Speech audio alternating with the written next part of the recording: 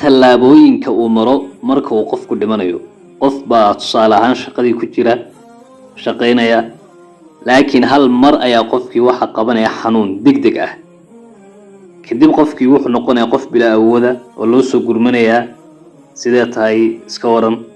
qofkii ma jawaabi karo, xanuunkii wuxuu ku sii faafayaa jidhkiisa. waxaa imanaya gargaarka degdega ah si loo caawiyo.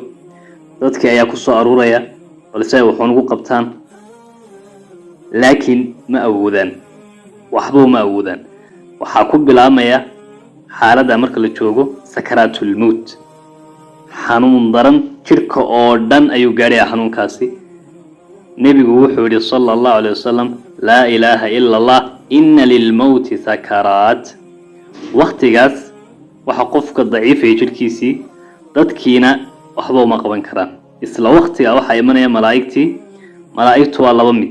haddii qofku qof wanaagsan ahaa, malaa'igtu waxay imanaya iyagu wejigoogu nuur ka baxayo. haddii uu qof xun ahaana waxay imanaya iyagu wejigoogu mugdi yahay, cadha ay ka muuqato. kadib malakul jibriil ayaa malakul mawt ayaa qofkii u imanaya, wuxuu soo fadhiisanaya madaxiisa. qofkaasi waa laba mid. haddii qof salaada iyo wanaagga iyo soonka iyo zakada iyo toobada ku fiicnaa, carabkiisu wuxuu haleelayaa kelimatu laa ilaaha ila allah. haddii laakiin inta aanu ku fiicnayn, carabkiisa way ku adkaanaysaa inuu yidhaahdo kelimadaas, ma soo celin karayo. malakul mawt wuxuu odhanayaa marka haddii qof wanaagsan uu yahay, naftan wanaagsanay u soo bax raalli ahaanshaha ilaahay. hadduu qof xun yahayna wuxuu odhanayaa naftan xunay u soo bax cadhada ilaahay. kadib intaa wixii ka dambeeya nafta ayuu ka siibayaa nascu ruux. qofkii nafta laga qaaday, dadkii ayaa ku soo aruuray, way eegeen wax walba, laakiin intaas kadib wuxuu ka tegayaa ehelkiisii, dadkiisii, asxaabtiisii, shaqadiisii, wax walba. haddii uu qof wanaagsan ahaa, nafta waxa looga qaadayaa si dhib yar.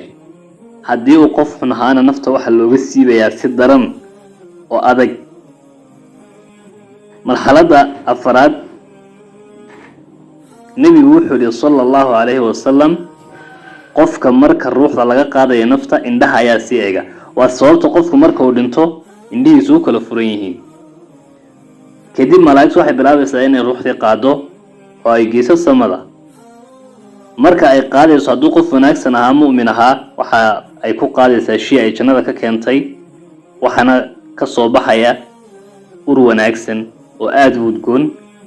halka qofka naarta ee qofka caasiga ah ay ku duubi doonaan shay ay naarta ka keeneen, waxaana ka soo bixi doonta ur kariha, yani ur aada u xun. marxaladda ku xigta, malaa'igtu waxay la bilaabaysaa inay samada u qaado ruuxdii. marka ay samada u qaado, laba mid ayay noqonaysaa: inay ruuxdaasi tahay ruux mu'mina iyo inay tahay ruux qof xun. qofka wanaagsan malaa'igtu way soo dhaweynayaan, waxayna u bixinayaan magacyo wanaagsan sida sadiiq, amiin, mukhlis. waxaa kale oo soo dhaweynaya dadkii ka horreeyey, arwaaxdii ka horreysay oo qaabilaya iyagoo ku faraxsan, soo dhaweynaya. halka qofka caasiga ahaa ay malaa'igtu u bixinayso magacyo foolxun, magacyo xunxun. cid qaabilaysa, cid soo dhaweynaysa ma jirto. kadib albaabada samada ayaa la furayaa. haddii qofku qof mu'min ahaa, samada waxaa looga furayaa albaabo.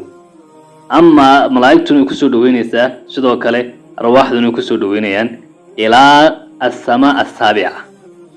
haddii ay yihiin qofkaasi qof caasi ahaana, albaabada samada oo dhan waa laga xidhayaa, waxaana lagu odhanayaa laguma ogola. nebigu wuxuu yidhi laa tufattaxu lahum abwaabu as-samaa.